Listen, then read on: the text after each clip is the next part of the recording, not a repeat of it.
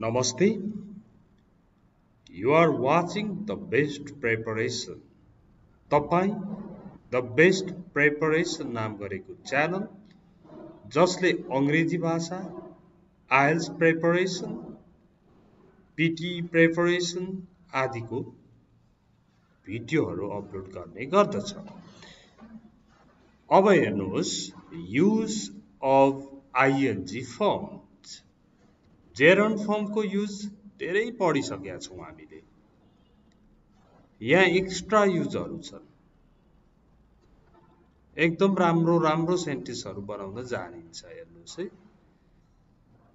जस्तो ING form कति बेला प्रयोग हुन्छ भन्दा 1 नम्बरमा भनेको छ when one action happens during another we use ing form for the longer action।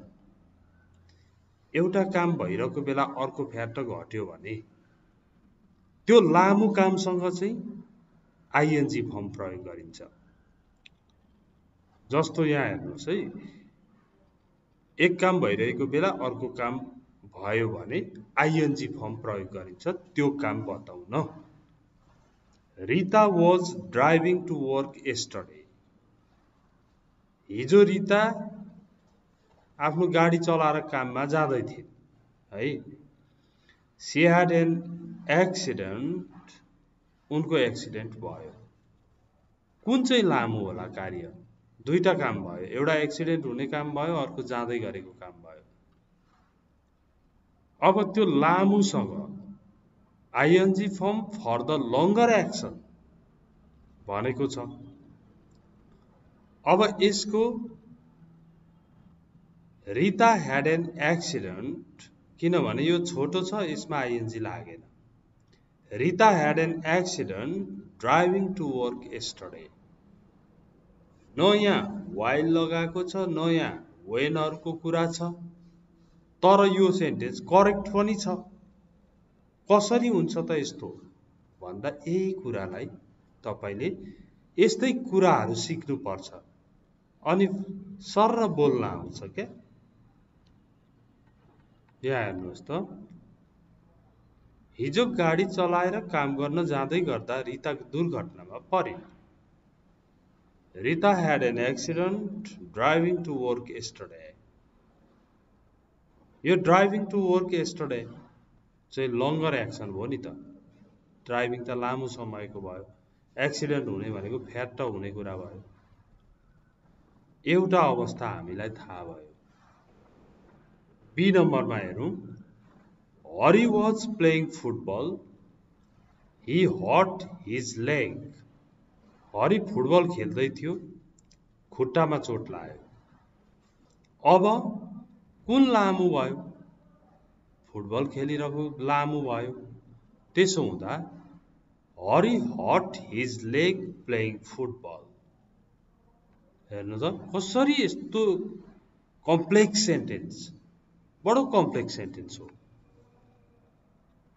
कसरी बनाउन जान्ने भइयो?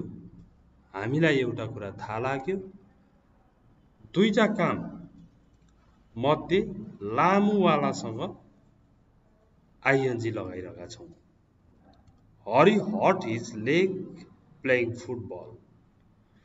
फुटबल खेल्दै गर्दा हरिले उसको खुट्टामा चोट लगायो। मिनिङ मैले होमवर्क नदिए पनि तपाईले कम्तीमा पनि एक दुईवटा सेन्टेन्सहरू चाहिँ नेपाली सहित बनाएर देखाउनु पर्छ है। The boy slipped, he was getting off the bus। त्यो केटो चिप्ल्यो, स्लिप खायो खुट्टाले। when he was getting off the bus, जब ऊ गाडीबाट ओर्लिरहेको थियो। हेर्नु है, the boy slipped getting of the bus. गाडीबाट उत्रिँदै गर्दा त्यो केटी चिप्ल्यो, त्यो केटो चिप्लियो। Okay,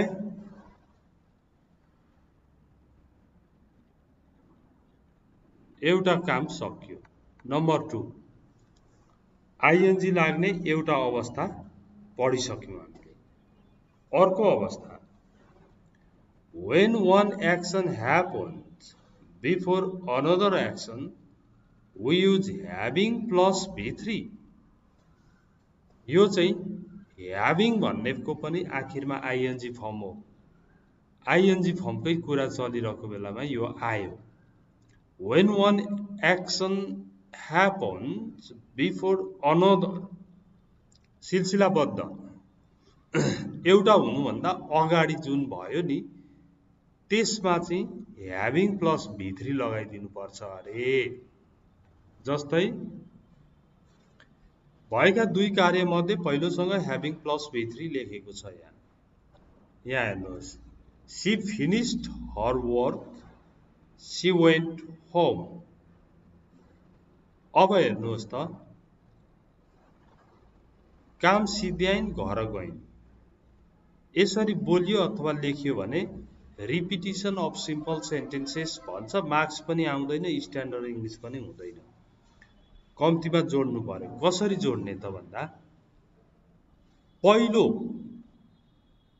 before another action we use having plus V3 for the first action.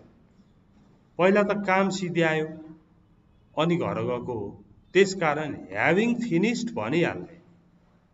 Having finished her work, she went home. Having finished her work, she went home. अथवा after finishing her work, she went home. Having finished हर वर्कको meaning के लाग्दो रहेछ? After finishing her work भन्ने लाग्दो रहेछ। She went home. जस्तो तपाईले 2 महिना युज गर्नुभयो एउटा क्रिम, अनि अबदेखि नगर्ने डिसिजन गर्नुभयो भने तपाईले दुई तरिकाले भन्न सक्नुहुन्छ। Having used this cream for 2 months, I decided not to use it. Okay? अथवा I stopped using it. After using this cream for 2 months, I decided not to use it. अथवा I came to know it doesn't fit for my skin. मेरो स्किनको लागि यो fit हुँदैन भन्ने मैले थाहा पाएँ। Having used this cream for 2 months, I came to know it doesn't fit for my skin. After using this cream for 2 months, I came to know it doesn't fit for my skin. भन्दै जे भन्नुहोस् न, जान्नु पर्यो पहिला, अनि त जे गर्नुहोस्। अब बी नम्बरमा हेर्नुहोस्, they collected some fund. तिनीहरूले केही पैसा जम्मा गरे। They distributed it to the needy people. अनि आवश्यकतामा गुज्रिरहेका मान्छेहरूलाई त्यो बाँड्दिए उनीहरूले। निडी पिपलहरूलाई बाँडिदिए। अब पहिला कुन भयो? पहिला त पैसा जम्मा गरेकै भयो नि, त्यही भएर पैसा जम्मा गरेको पहिला। Having collected, हेर्नुहोस् त, having collected some fund, they distributed it to the needy people. हो, after collecting हुन्छ। After collecting some fund, they distributed it to the needy people. Having collected पनि बढी चाहिँ having को प्रयोग बुझ्नुहोस्। Okay, now number C. After I had done all my shopping, I went for a cup of coffee. सबै shopping सिध्याइसकेको थिएँ, त्यसपछि होइन कफी खान गएँ भनेपछि having done all my shopping हुन्छ एकैचोटि। कसरी यस्तो हुन्छ त? पहिला भएकोसँग having plus V3 लगाउने। Having done all my shopping, I went for coffee. Okay? यसरी दुईटा अवस्था मैले बताएँ। एउटा अवस्था एउटा काम भइरहेको बेला अर्को झ्याप्पै भयो बिचमा भने त्यो लामो चाहिँ कुन हो? त्योसँग आइएनजी फर्म लाग्छ। एउटा हेरिहालौँ, यही भए पनि Rita had an accident driving to work yesterday. Rita had an accident driving to work yesterday. भनेर छिटो भन्यो भने हुन्छ।